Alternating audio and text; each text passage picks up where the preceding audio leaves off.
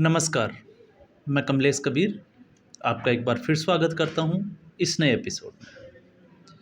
आज के इस एपिसोड में हम बात करने वाले हैं जम्मू कश्मीर की। जम्मू कश्मीर आपको पता होगा 10 साल बाद चुनाव हुए और 10 साल बाद चुनावों के फारूक अब्दुल्ला की पार्टी नेशनल कॉन्फ्रेंस बहुमत तो नहीं कह सकते, लेकिन बहुमत के आसपास 40 से ऊपर सीटें जीतने में कामयाब हुई। और सबसे बड़ी बात ये रही कि जम्मू कश्मीर के जो चुनाव थे इस बार बड़े ही शांतिपूर्ण तरीके से संपन्न हुए। ये अपने आप में जो है वो एक भारत सरकार की बड़ी कामयाबी के रूप में जाना जाएगा।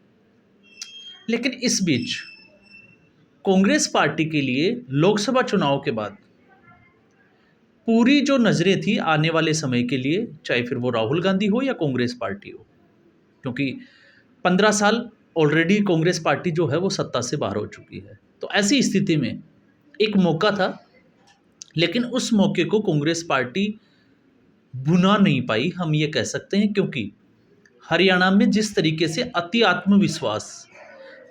आत्मविश्वास के चलते जिस तरीके से अपने ही नेताओं को नज़रअंदाज किया गया या निजी स्वार्थ के लिए पार्टी को जो है वो बलि या हम कहें कि भेंट चढ़ा दी, और परिणाम वही हुआ जिसको कांग्रेस पार्टी समझ नहीं पाई।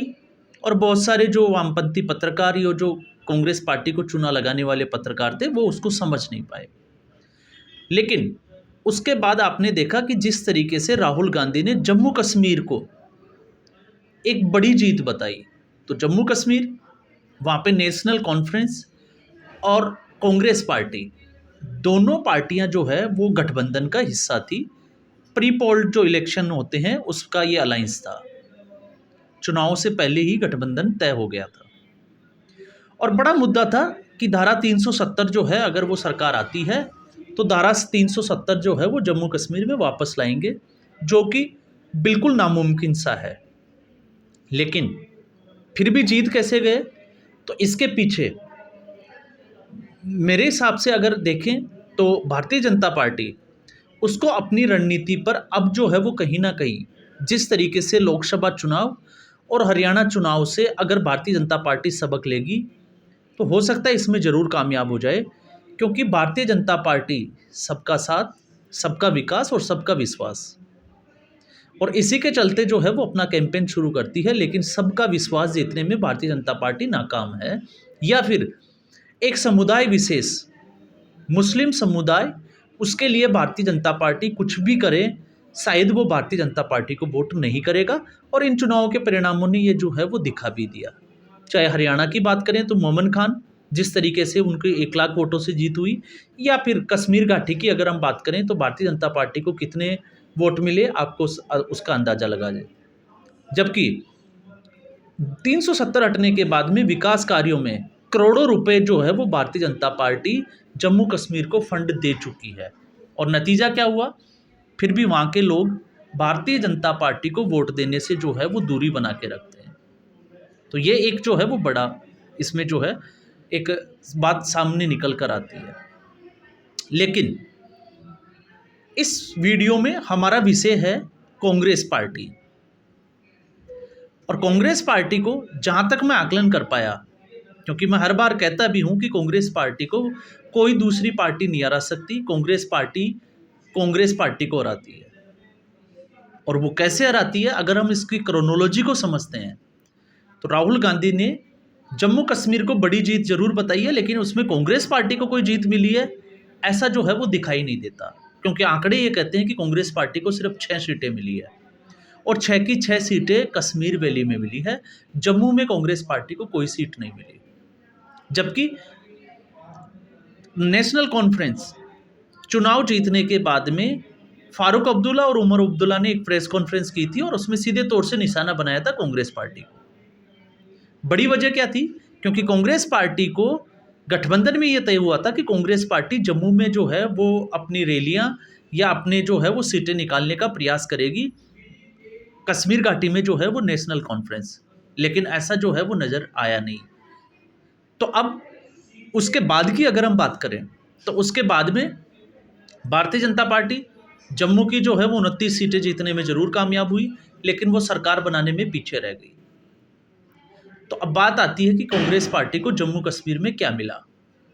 तो कांग्रेस पार्टी जिस तरीके से कल उमर अब्दुल्ला ने सरकार बनाने का दावा पेश किया उपराज्यपाल के सामने, और उसके बाद में उन्होंने एक बार फिर कहा कि कांग्रेस पार्टी उनको समर्थन देने में इतनी देरी क्यों कर रही है। और न्यूज़ चैनल का तो आपको पता ही है, टीआरपी बढ़ाने के लिए जिस तरीके से वो भारतीय जनता पार्टी का खेल बताने लगे, तो वो शायद थोड़ा सा जो है वो हास्यास्पद लगता है, क्योंकि किसी भी सूरत में Bharatiya Janata party national conference के साथ नहीं जा सकती, क्योंकि दोनों की आइडियोलॉजी और विपरीत आइडियोलॉजी की भी अगर हम बात करें तो वहाँ पे भी पार्टियों का जो है वो गठबंधन हो सकता है। लेकिन जब धारा 370 लाने की बात करते हैं फारूक अब्दुल्ला, तो फिर अगर भारतीय जनता पार्टी उसके साथ गठबंधन बनाती है तो आने वाले ही चुनाव में महाराष्ट्र और झारखंड में जो है वो भारतीय जनता पार्टी का क्या असर हो सकता है, वो भारतीय जनता पार्टी को शायद इसका अनुमान पहले से ही है।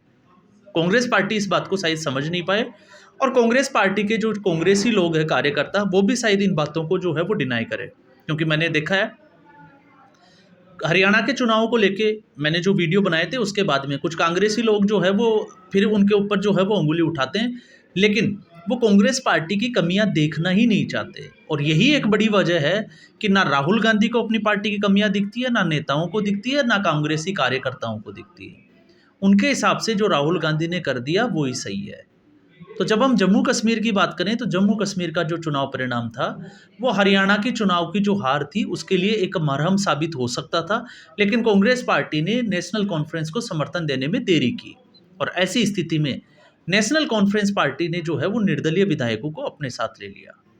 तो 4 निर्दलीय विधायक, क्योंकि जो सरकार का गठन होने जा रहा है उसमें जम्मू रीजन से अगर हम देखें तो नेशनल कॉन्फ्रेंस जो है वो ज़्यादा कुछ खास कर नहीं पाई।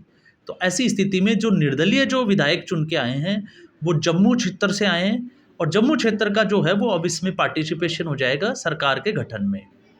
और वैसे भी अगर हम देखें जो निर्दलीय विधायक है उनमें से 2 तो जो है वो नेशनल कॉन्फ्रेंस से ही जुड़े हुए थे, लेकिन वो सीटें और वो दोनों सीटें, चाहे वो इंद्रवाल की सीट हो या फिर हम बात करें सुरमकोट की सीट हो, ये दोनों सीटें जो है वो कांग्रेस पार्टी के हिस्से चली गई। ये जम्मू क्षेत्र की 2 सीटें थी। इसलिए यहाँ के जो पहले के जो नेता थे, जो कॉन्फ्रेंस पार्टी के जो विधायक थे, वो बागी हुए, और बागी हुए तो यहाँ से जिसकी हम बात कर रहे हैं इंद्रवाल सीट, वहाँ से प्यारेलाल शर्मा जो थे वो पहले कॉन्फ्रेंस के थे, अब वो निर्दलीय चुनाव लड़े और वो चुनाव जीत गए। और दूसरा सुरमकोट से यहाँ पे दे रखा है चौधरी अकरम। तो चौधरी अकरम ये 2 विधायक जो थे वो दोनों विधायक निर्दलीय चुनाव लड़े और वो जीत गए, और अब वो वापस नेशनल कॉन्फ्रेंस के साथ चले गए। तो इससे आप अंदाज़ा लगा सकते हैं कि ये नेशनल कॉन्फ्रेंस की ही जीत है। तो ऐसी स्थिति में नेशनल कॉन्फ्रेंस जो पार्टी है वो आ जाती है बहुमत में, तो उसको ज़्यादा ज़रूरत कांग्रेस पार्टी के विधायकों की है नहीं, लेकिन गठबंधन का हिस्सा है। अब इसमें कांग्रेस पार्टी क्या गलती कर बैठी, इसको हमें अगर समझें तो कांग्रेस पार्टी चाहती तो वो बार्गेनिंग कर सकती थी। निर्दलीय से पहले वो जो है वो नेशनल कॉन्फ्रेंस के साथ बैठकर वो बातचीत कर सकती थी और कोई ना कोई मंत्री पद ले सकती थी, जिससे कांग्रेस पार्टी का जो है वो सरकार में दखल हो जाता। लेकिन कांग्रेस पार्टी यहाँ पे देरी कर चुकी है। अब कांग्रेस पार्टी अगर समर्थन नहीं भी देती है तो नेशनल कॉन्फ्रेंस का कुछ नहीं बिगड़ता। तो ऐसी स्थिति में नेशनल कॉन्फ्रेंस जैसे चाहे उनको कांग्रेस पार्टी को जो है वो अपने अंदर शामिल कर सकती है। ये एक सबसे बड़ा नुकसान जो है वो कांग्रेस पार्टी ने किया है, और ये सिर्फ और सिर्फ कांग्रेस पार्टी की जो हाई कमान है उसकी लापरवाही, आलसीपन कहें, लेट लतीफ़ी कहें, या फिर टालने की जो आदत है, ये उसी का नतीजा है। इसके विपरीत अगर भारतीय जनता पार्टी से अगर आप कंपेयर करके देखोगे तो भारतीय जनता पार्टी इस मामले में कांग्रेस पार्टी से बहुत आगे दिखाई देती है। अब इसमें जो है वो लोग, एक बात और चर्चा में चल रही है कि कहीं भारतीय जनता पार्टी का खेल तो नहीं है। तो अगर मान लेते हैं कि इसमें भारतीय जनता पार्टी का खेल है, तो भारतीय जनता पार्टी का खेल है तो भी फिर भारतीय जनता पार्टी का इसमें फ़ायदा है, क्योंकि भारतीय जनता पार्टी ने कांग्रेस पार्टी को कहीं ना कहीं जो है वो नेशनल कॉन्फ्रेंस के सामने कमज़ोर कर दिया। उसका सरकार जो है उसमें दखल कम होगा, और वैसे भी जम्मू कश्मीर में जो सरकार है उसमें ज़्यादातर जो पावर है वो उपराज्यपाल के पास होगी, गवर्नर के पास होगी। तो अब आप अंदाज़ा लगा सकते हैं कि बीजेपी जो है वो ना चाहते हुए भी फारूक अब्दुल्ला के साथ जो है वो सरकार चलाएगी। और वैसे 5 जो मनोनीत सदस्य हैं वो भारतीय जनता पार्टी से, तो 29 और 5 34 जो है वो सदस्य भारतीय जनता पार्टी के हो जाते हैं। तो भारतीय जनता पार्टी विपक्ष में बैठेगी। तो फायदा तो भारतीय जनता पार्टी को हुआ, लेकिन कांग्रेस पार्टी ने जो 6 सीट मिली और 6 सीट के बाद में भी जम्मू कश्मीर में सब कुछ जो है उसने गंवा दिया। और ऐसा नहीं है कि पहली बार हुआ, कांग्रेस पार्टी को कई बार मौके मिले हैं। लेकिन फिर मैं एक बार कहूँगा कि जो लोग राहुल गांधी या हम कहें कि गांधी परिवार की और गांधी परिवार के आसपास की जो चंडाल चौकड़ी है, ये कांग्रेसी कार्यकर्ताओं के लिए मैं बोल रहा हूँ स्पेशली, कि आज भी उनको ये लगता है कि उनका हाईकमान जो है वो जिस तरीके की गलतियां करता है और वही गलती बार बार दोहराता है, यही एक वजह है कि कांग्रेस पार्टी अपना जनाधार खोती जा रही है और आज इस स्थिति में पहुंच गई है। अब आप सोचोगे कि ऐसा क्यों, तो ऐसा इसलिए कह रहा हूं क्योंकि आपने देखा होगा हरियाणा 2014 के बाद में, हरियाणा में जब 2019 में चुनाव हुए थे तो उस वक्त ना कांग्रेस पार्टी बहुमत में थी ना भारतीय जनता पार्टी बहुमत में थी। भारतीय जनता पार्टी ने अपना गियर बदला और दुष्यंत चौटाला को वो अपने साथ ले गए, जजपा को, और सरकार बना ली। तो ये काम जो है वो कांग्रेस पार्टी भी कर सकती थी, भूपेंद्र हुड्डा भी कर सकते थे, लेकिन उन्होंने ऐसा नहीं किया और यहाँ पे हरियाणा में ऐसा होने दिया।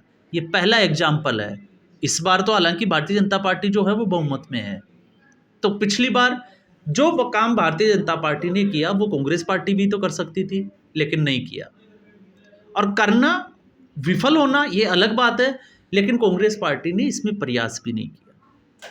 और ये कांग्रेस पार्टी की जो कमजोरी है उसको दर्शाता है। उसके बाद में अगर हम बात करें 2018 की हम बात कर लें, तो आपको पता होगा गोवा के जब चुनाव हुए थे तो गोवा में प्रभारी थे उस वक्त दिग्विजय सिंह। और दिग्विजय सिंह जब प्रभारी थे तो आपको पता होगा गोवा की जो सीटें थी उसमें 17 सीट कांग्रेस पार्टी को मिली थी और 13 सीट भारतीय जनता पार्टी को मिली थी। तो वैसे अगर हम देखें तो गोवा में सरकार बननी चाहिए थी कांग्रेस पार्टी की, सिंगल लार्जेस्ट पार्टी थी, लेकिन सरकार किसकी बनी? भारतीय जनता पार्टी की।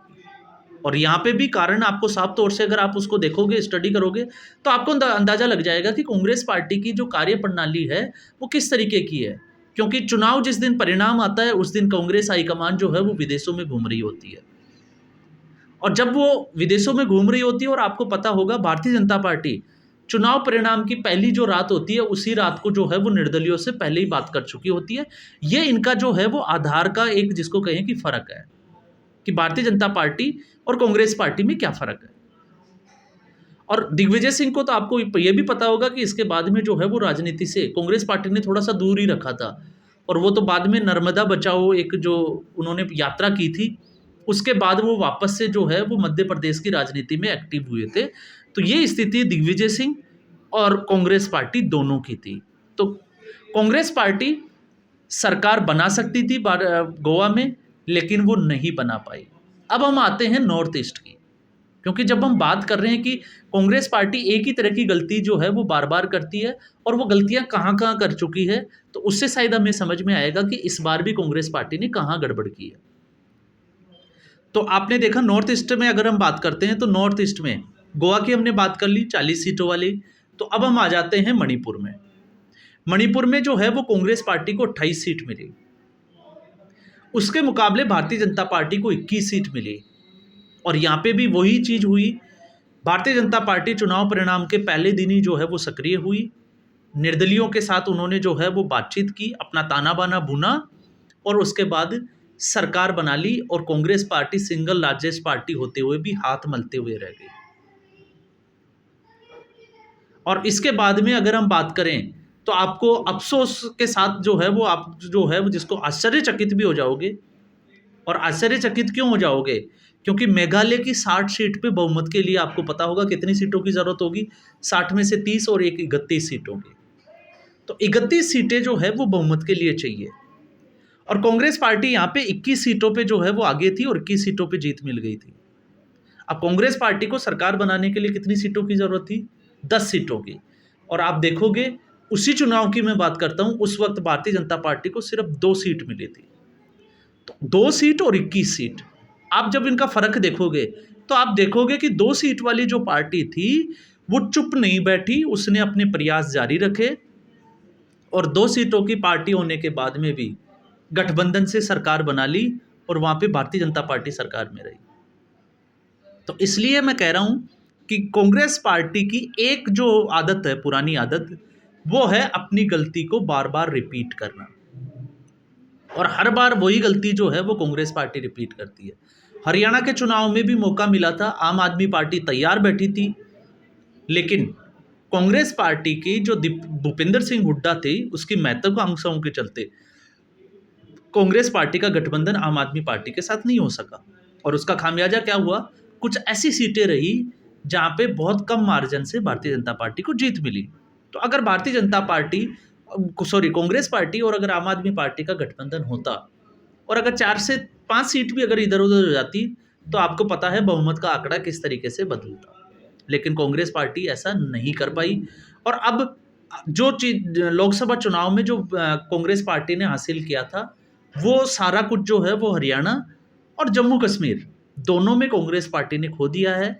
तो अब महाराष्ट्र और आगे क्या उम्मीद करेंगे, क्योंकि उससे पहले कांग्रेस पार्टी को दूसरे जो स्टेट है, जिनके लिए हमने 4-5 दिन पहले एक वीडियो बनाया था चुनाव परिणाम के, कि कांग्रेस पार्टी से कर्नाटका, हिमाचल प्रदेश और जिस तरीके से आंध्रा की जो स्थिति बनी थी उस वक्त, उससे बाहर निकलना ही बहुत मुश्किल है।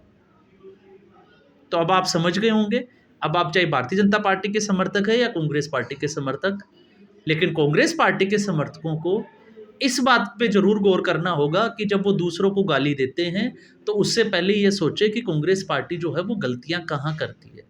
और सबसे बड़ा सवाल, इन गलतियों पर कांग्रेस पार्टी कब एक्शन लेगी और कब सुधार करेगी? तो इस पे तब तक सुधार नहीं हो सकता जब तक कि कांग्रेस पार्टी में कोई एक्टिव नेता जो है वो ना आ जाए। एक्टिव नेता का मतलब ये नहीं होता कि 10-11 बजे आप सो के उठ रहे हो और फिर आप सोचे कि हरियाणा का चुनाव परिणाम आ गया और दूसरे दिन जो है वो पार्टी के नेता का ट्वीट आ रहा है, तो आप समझ सकते हैं कि यही स्थिति जो है वो और स्टेट में भी होने वाली है। तो आज के एपिसोड में बस इतना ही। उम्मीद करूँगा ये वीडियो एपिसोड आपको पसंद आया होगा। लाइक करें, शेयर करें, चैनल ज़रूर सब्सक्राइब करें। धन्यवाद।